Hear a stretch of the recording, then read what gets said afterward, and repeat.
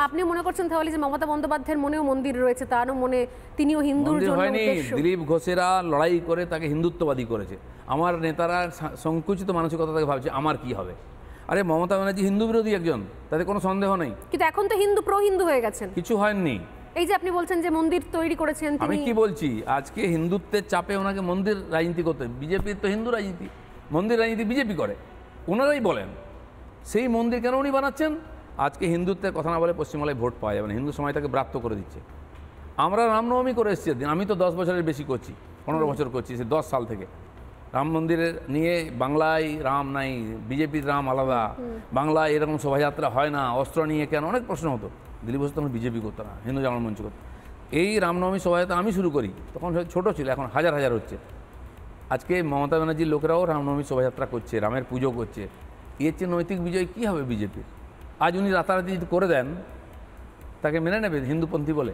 না, তাহলে আপনি সেই তার নৈতিক জয়ের ক্ষেত্রে আপনি সেই নৈতিক জয়ের প্রতিনিধি হিসেবে গিয়েছিলেন তাহলে দীঘা? আমি আমার নৈতিক জয় মনে করি এটা, যে মমতা ব্যানার্জিকে আমার ইস্যুতে নিয়ে এসি। যারা বুঝতে পারছে না হঠাৎ বিজেপি, তাদের অসুবিধা আছে। কিন্তু সেটা তো প্রকাশ্যে সুকান্ত মজুমদার বলছেন যেটা আমাদের স্ট্যান্ড ছিল না। মমতা ব্যানার্জিও তাই বলেছেন, আমরা রাম মন্দিরকে মানি না। তাদের রাম মন্দির হয়নি, পার্টিকে ঘোষণা করেছে, ছিল না কেন বলছেন আমাদের স্ট্যান্ড নেই, আমরা যাবো না? পার্টি বলেছে, বলতে পারে বিজেপি কোনোদিন? সুকান্ত মজুমদার তারপর বলেছিলেন, পরে কেন বললেন? আমি ওনাকে চ্যালেঞ্জ করছি না, ভারতীয় জনতা পার্টি আমাকে এসে কেউ কেন বলেনি পার্টি? কারণ পার্টি এটা বলতে পারে না। ঠিক আছে, কেউ যাবে না যাবে, মানে অসমর্থিত হবে, তাকে আমরা যাচ্ছি না। আমার দম আছে, ভগবানের কাছে যাও, তাই গেছি। আমি কোনো দায় বাঁধি না, আমার গায়ে কাদা লেগে যাবে, আমি অমুক হয়ে যাব। যাদের রংটা কাঁচা না, তারা ভয় করে। দিলীপ ঘোষের একদম পাক্কা। মমতা ব্যানার্জিকে জিজ্ঞেস করুন, যে বুকে হাত দিয়ে বলুন দিলীপ ঘোষ টিএমসি করবে, উনি মাথা নাড়বেন, সম্ভব নয়। যাদের মধ্যে কনফিউশন, যারা মান্থলি কেটে রেখেছে টিএমসি আর বিজেপিতে, তাদের কথা কি যায় আছে? যেমন মমতা ব্যানার্জি মন্দির তৈরি করলে তাকে হিন্দুত্ববাদী বলবে না, তত এক গলায় দাঁড়িয়ে এই লোকগুলো যদি বিজেপি করে না, তাকে কেউ বিজেপি বলবে না। কিন্তু এটা তো আপনি যেটা বলছেন, তাহলে অনেকে তৃণমূল থেকে এসেছেন সেই সময়তে।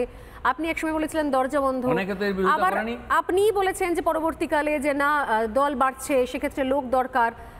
যারা আগে যে লোক থেকে আকাশ থেকে পড়েছে, সব তো ভিন্ন পার্টির লোকেরা, ভিন্ন পার্টি এসেছে, সব পার্টি এভাবে বাড়ে, আমরাও বাড়িয়েছি। তাহলে আপনি এখন তাদেরকে অ্যাকসেপ্ট করছেন না কেন? তারা আপনার দীঘা যাওয়াটাকে কে দিয়েছে? এদেরকে নেতা কে বানিয়েছে? আপনি বানিয়েছেন। 19% ভোট হওয়ার আগে কোন বেটা এসেছিল? 19টা সিট, 41% ভোট যখন বিজেপি সিকিউর করেছে, তখন মহাপুরুষরা এসেছেন। আবার অনেক মহাপুরুষ আবার মানে কি বলে, রিটার্ন টিকিট কেটে রেখেছিলেন, তারা চলেও গেছেন। নাচছেন কার ঘাড়ের উপরে? আজকে সিকিউরিটি নিয়ে ঘুরছেন, বড় ডায়লগ মারছেন। তার জন্য দিলীপ ঘোষ এবং 250 কর্মী রক্ত আর জল আছে।